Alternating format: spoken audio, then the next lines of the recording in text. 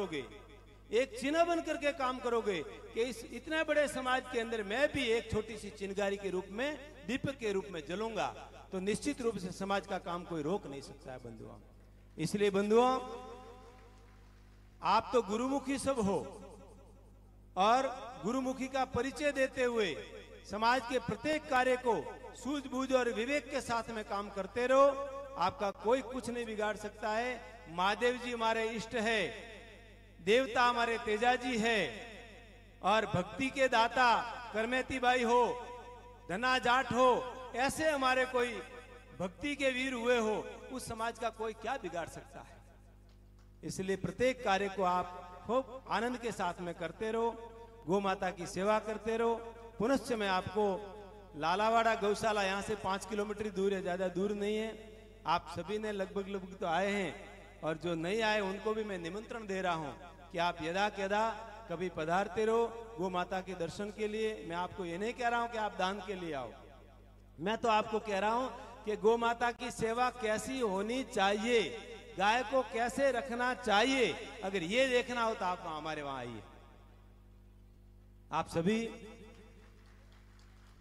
प्रेम से इतनी देर तक सुना, आपको सबको खूब खूब साधुवाद, खूब खूब धन्यवाद। मैंने ये सोचा था कि जब तक कलाकार नहीं आएंगे तब तक भजन भी गाएंगे और साथ साथ प्रवचन भी चलता रहेगा, लेकिन इस मंच को मुरझाने नहीं देंगे। तो अब कलाकार आ गए हैं, ये अपने तैयारी कर रहे हैं। गणपति वंदन करो, तब तक मैं बैठा हूं, फिर चलूंगा। जोगाराम जी, आपको हमने मोबाइल पे देखा है, आज प्रत्यक्ष मिले हैं, बहुत बढ़िया बात, धन्यवाद। बोलिए वीर तेजाजी महाराज की, सत्य सनातन धर्म की, धर्म की, अधर्म का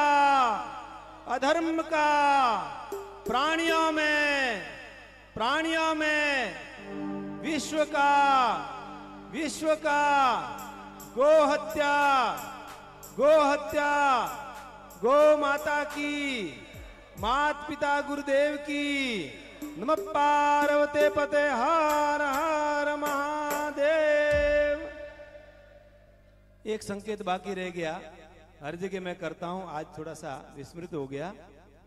आप सबके लिए, बड़े बुजुर्गों के लिए, विशेष करके जवान टीम बैठी उनके लिए भी, माता बहनों के लिए, सबके लिए है।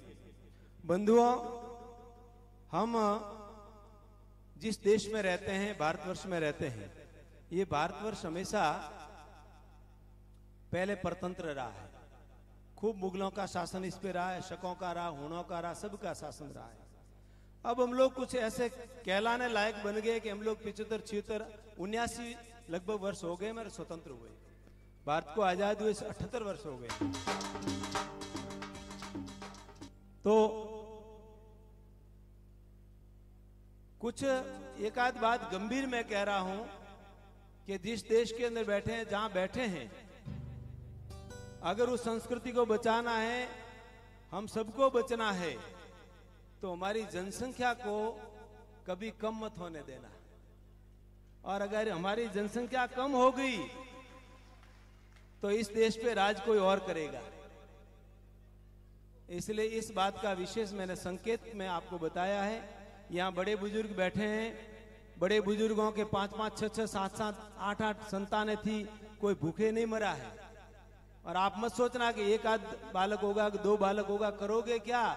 मकान तो 4-4, 5 ले लिए, प्लॉट 5-5, 10-10 कर लिए, करोड़ों रुपए की संपत्ति है, गाड़ियां खूब आपके पास में है, और संतान आपकी 1 या 2 होगी, क्या करोगे आप?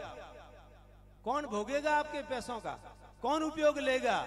इसलिए बंधुओं, मैं आपसे एक साधुता के नाते हाथ जोड़ करके निवेदन कर रहा हूं कि इस संकीर्ण विचारधारा में कभी मत जाना।